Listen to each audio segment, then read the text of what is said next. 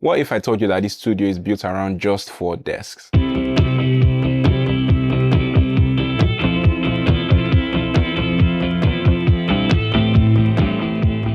Hey there guys, my name is Sir Classy and this is SC TUTS, where we make high quality music production content. This entire setup is not just a studio, it's a workflow system. And every desk in this studio has a function. There is no confusion, there is no overlap, just clean and focused execution. So let me show you how it all works. The very first desk is the content desk, and this is my own main desk. Most of the content you see on the channel was made on this desk, from tutorials to voiceovers to screen recorded tutorials were mostly made at this desk. The desk itself is compact, about 4.5 feet wide and 2 feet deep. This desk has a pull-out tray where I have my Alesis V49 MIDI keyboard stored. I simply pull it out and play the keys when I need to, and when I'm done, I simply push it back in. For monitoring, I'm currently using the Yamaha HS8 on stands, and I also added an isoacoustic pad in between to minimize resonance and vibration so I can get the cleanest possible sound out of this speaker.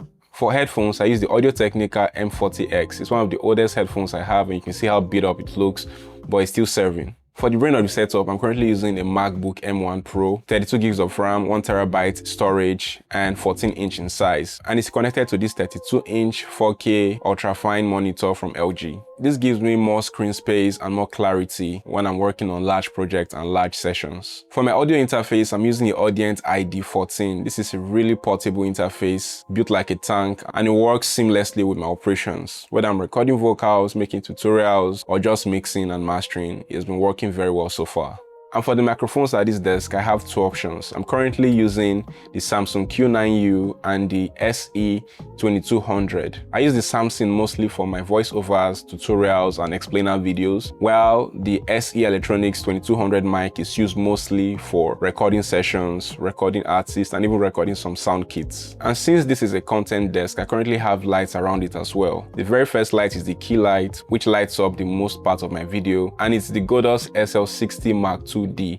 I can easily control it with my phone through an app, so it makes it very seamless to use. And the other light is the Sotephoto LED panel, which just acts as a fill light and also lights up my background as well. Also, I can control it with my phone. And one thing I don't play with in the studio is comfort, because of how long we work in the studio, and we need chairs that can actually support your back. Trust me, you do not want to go cheap when it comes to supporting your back. And that's why I currently use an ergonomic chair where I can sit on it for long hours, make edits, make tutorials, and it just feels like I'm sitting on air for the most part. This desk is built for speed, efficiency, and reliability. That's the main essence of this desk. The second desk is the editing desk, where all the contents are edited. If you ever watch our YouTube videos or our social media videos, even this one you're currently watching was edited at this desk. The editing setup is powered by the Mac Studio with the M2 Max chip at 32 gigs of RAM and 500 gig of internal storage. We also have an external SSD at 1 terabyte connected to it. So that is basically 1.5 terabytes of storage, so we can handle large clips and have smoother edits. And the centerpiece of this desk is the LG C2 OLED TV, which we use as a monitor. It's 42 inches and it's also 4K. It gives us that crispiness in the colors, that vibrance, and also gives us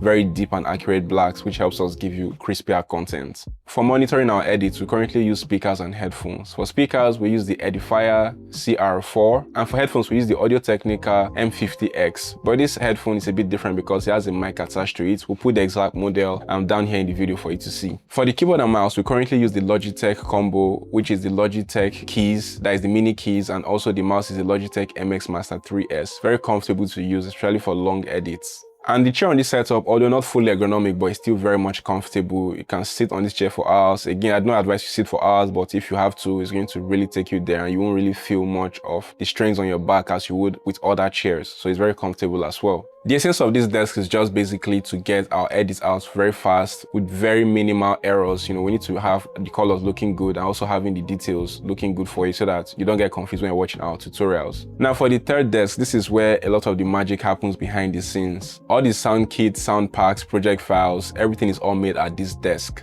It's a small but powerful and efficient desk setup. The desk is 4 feet wide and 2 feet deep. It has a pull-out tray where you can see the FL49 MIDI keyboard. This setup is powered by the M2 MacBook Pro with 24 gigs of RAM and 1 terabyte SSD. This computer can handle everything we throw at it without even breaking a sweat, whether it's working on large project files or working on one of our crazy sound kits. So if you've ever bought any of our sound kits, it was made on this laptop. For monitoring, this desk is powered by speakers and headphones. For speakers, we use the Yamaha HS7, which gives us very clear highs, accurate mids, and decent low end. And we also have the headphones, Audio-Technica M50X. This is a classic, rugged headphone, and it just does the job for us to make sure that all the sound kits and project files we put out are very accurate. So what we hear is also what you're hearing. The audio interface connecting all of this is still the Audient ID14. I really like this audio interface just because of how stable it is and how efficient it has been so far. Hardly any issues with the interface so far. And just like the editing setup, the chair here is also very comfortable, not fully ergonomic, but again, it can support you for long hours. This desk is all about creation and experimentation. And finally, the performance zone, and that's currently what you're watching me on, this desk right here. This is a sit-stand desk, and this is where artists from our recording academy perform, and I also do some occasional content or talking head content right here. Like I said, it's a sit-stand desk and it's fully movable and adjustable. So I can reposition it anywhere in the studio and get that shot that I really need. This setup is intentionally minimal. We don't want distractions. All we want is for you to focus on the performance of the artist or what I have to say if it's a talking head video. And this desk is well lit by the key light right here, which is the Godos SL60W. It's a classic light. If you're making content for a while, I'm sure you must have heard of this light. And the light is softened up with a softbox 85 cm, which gives us that good depth and softness that we need, with a grid all over it as well to direct the light so it doesn't spill too much in the background. And we also have a few lights over there, which is an LED panel light to help minimize shadows and give me a more even lighting on my face. So it's a minimal and simple setup by design.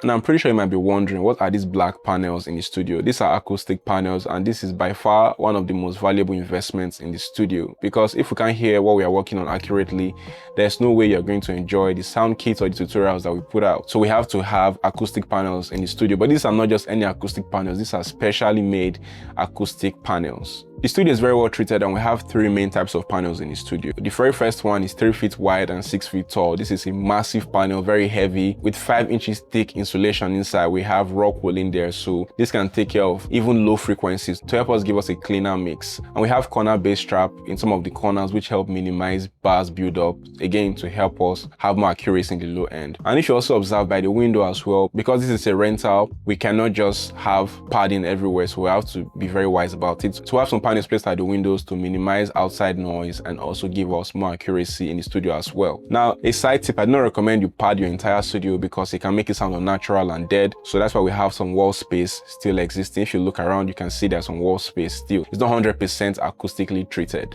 And finally, we have the chill zone, which is just a simple couch right here. A simple but very comfortable couch. It's a 3-seater couch where if you come to the studio, you can just sit and relax, you know, before you get anything done. So that's just what this sofa is for, just for chilling. So the chill zone. So yeah, that's pretty much it for the SC TUTS setup. We have 4 different desks having 4 different purposes with one goal, which is to provide you with the best sound kits and the best tutorials to help you make much better music. So if there's anything I want you to take from this, is that it takes time and you should design your space around your workflow, not just your gear. And as with any setup, this place can undergo changes sooner or later. But yeah, that's how it currently looks at this time. So if you enjoyed the video, leave a like and subscribe, and also leave a comment to let me know which part of this setup inspired you the most. I remain Sir Classy. Cheers.